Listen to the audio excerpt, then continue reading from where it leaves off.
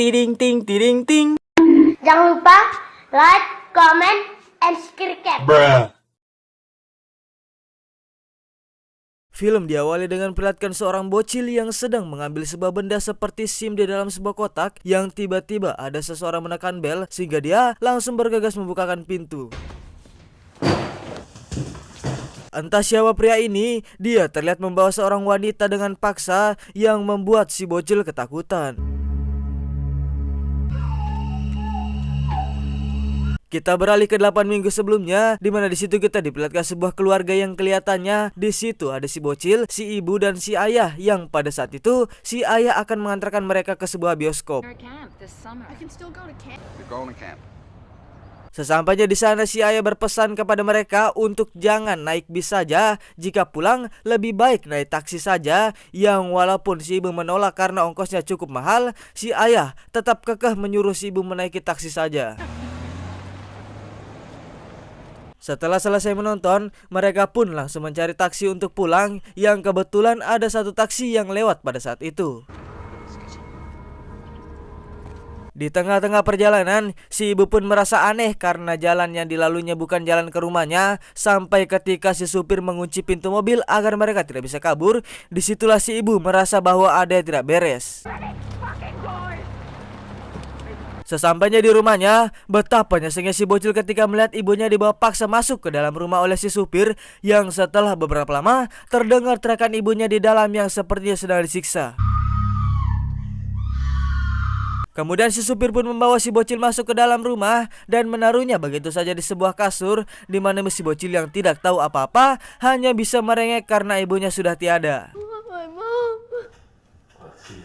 Setelah beberapa lama, si supir pun memberitahu kepada si bocil di mana ia akan menjadikannya sebagai pembantu di rumah ini dan akan melakukan beberapa pekerjaan seperti membersihkan rumah dan menyiapkan sarapan pagi, di mana si bocil hanya bisa makan apabila si supir selesai makan, dan itu pun harus sisa makanannya. Anjing, mana belibet begini ya, anjing. Ada satu hal lagi, di mana si supir ini setiap hari hampir membawa wanita pulang yang entah dia apakan, dan si bocil disuruh untuk menggunting koran-koran yang memberitakan kasus orang hilang. Keesokannya ketika si bocil melihat si supir tidak ada di rumah, disitulah ia melihat ada gudang atap sehingga dia mencoba untuk kabur dari situ. Sialnya aksinya pun harus ketahuan, di mana si supir sepertinya sudah mengetahui gerak-gerik si bocil, yang untungnya dia tidak diapa-apain, cuma dimarahin saja. Akibatnya si bocil pun dipasangkan rantai di kakinya, di mana di situ terlihat si bocil sedang membersihkan ruang eksekusi si supir yang dia gunakan untuk mengeksekusi semua wanita yang dia bawa. Keesokannya si supir kembali membawa seorang wanita ke rumahnya, yang betapa anehnya si supir ini ternyata dia menculik wanita itu lalu dibunuh terlebih dahulu, setelah itu baru dia menidurinya. Agak kebalik gak sih? Kemudian terlihat si bocil sepertinya sudah terbiasa. Hal ini dibuktikan ketika dia dengan santainya menonton TV dengan si supir, dan selang beberapa waktu si bocil pun sudah tumbuh dewasa dan kita panggil saja Sam. Keesokannya terlihat si supir sedang menarik penumpang seperti supir taksi pada umumnya, di mana ia kebetulan mendapatkan penumpang seorang ayah yang sedang membawa anaknya yang habis bolos, dan sepertinya si supir teringat sesuatu melihat hal itu. Benar saja, sepulang dari bekerja, si supir langsung memberikannya sebuah buku kepada Sam karena dia tidak mau Sam menjadi bocah bodoh, karena memang dia sudah menganggapnya sebagai anak, akan tetapi Sam yang terlihat cacat mental pun menolak hal itu.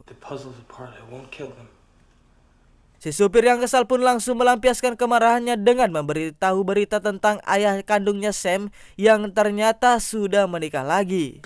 A new wife, a new life.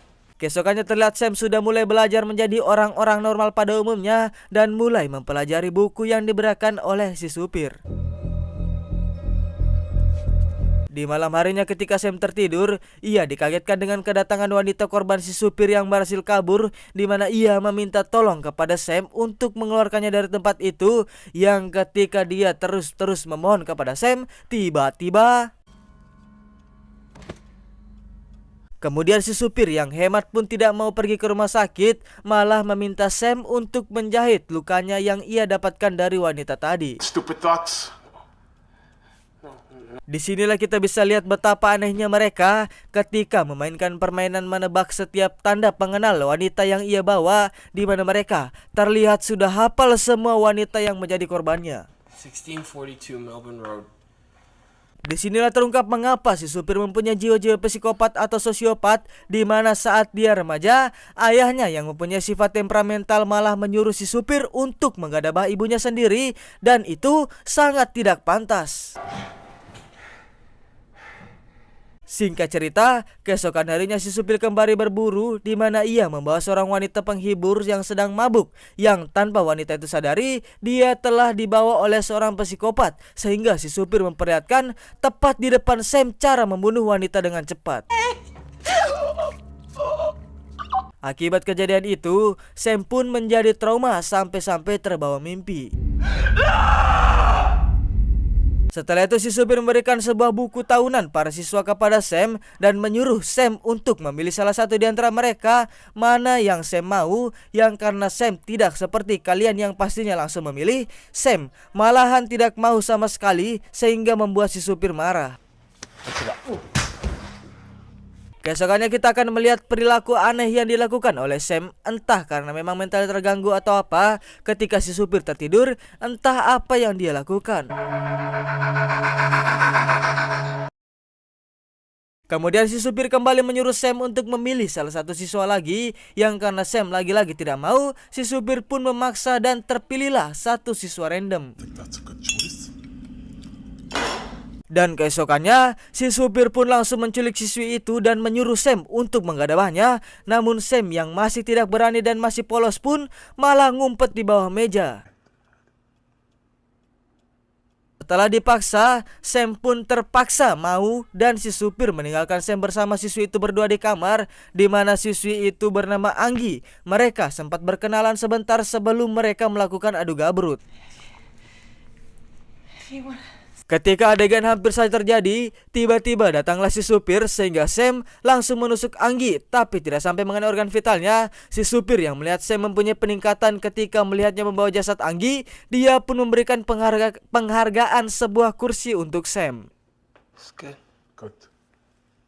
Menyadari Sam sudah mempunyai potensi, si supir pun mengajaknya untuk mencari korban selanjutnya, dan itulah pertama kalinya dalam 20 tahun Sam keluar dari rumah itu.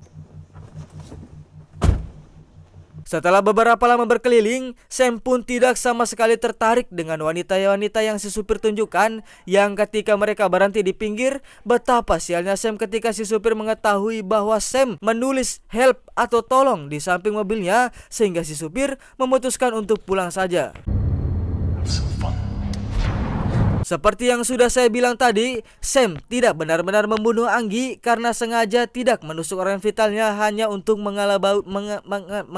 mengelabui si supir saja dan menyuruh Anggi untuk berpura-pura mati dan bersembunyi di belakang. Sesampainya di rumah, si supir yang merasa bahwa Sam tidak benar-benar membunuh Anggi pun langsung masuk dan mengunci pintu, sehingga Sam langsung bergegas untuk masuk ke dalam dengan cara apapun. Yang sesampainya di dalam, Sam pun langsung menyerang si supir hingga dia tewas. Bukannya dari dulu anjing. Setelah si supir tewas, Sam pun mendatangi rumah baru ayahnya yang sudah menikah lagi, yang ternyata semua ini adalah rencana si ayah itu sendiri untuk melenyapkan Sam dan ibunya agar dia bisa menikah lagi. Sungguh jahat kamu seorang ayah jadi begitu anjing. I don't know what you're talking about. You told me to look after me. Dan betapa kejamnya si ayah ketika dia menyiksa istri barunya yang pada saat itu membela Sam. Tepat di hadapan Sam, Sam yang melihat hal itu dan trauma akan hal-hal kerasan terhadap wanita pun langsung memukul ayahnya dengan sebuah benda tumpul.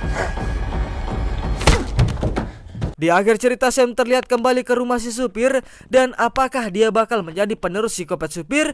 Bodoh amat lah ya, karena film pun sudah berakhir.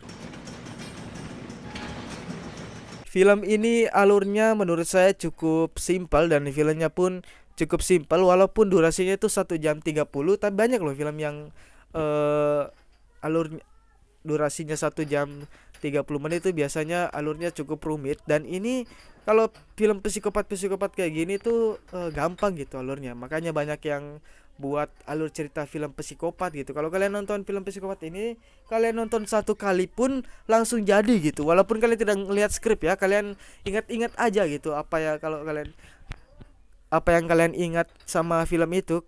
Paling kalau kita habis nonton sekali gitu, terus kalian langsung buat, itu pasti kalian ingat lah. Tapi kalau lebih bagus lagi kalau kalian buat skrip sih. Dan film ini menurut saya cukup brutal, tapi nggak terlalu sih, cuman karena adegan-adegan vulgarnya tuh sedikit. Astagfirullah. Bukan, maksudnya adegan-adegan potong-potong, berdarah-darahnya itu loh, nggak ada, cuman ya gitu doang lah, kelihatan banget kalau dibuat-buat terus kayak nggak effort gitu buat film ini. Tapi ya sudah lah ya, namanya juga orang, dan film ini pun pasti udah berpenghasilannya banyak gitu buat dia ya kan. Walaupun adegannya di situ-situ saja ya, mungkin buat budgetnya juga gitu. Jadi ya mau bagaimana lagi ya. Saya Gimas pamit undur diri. Assalamualaikum warahmatullahi wabarakatuh. See you next video guys ya.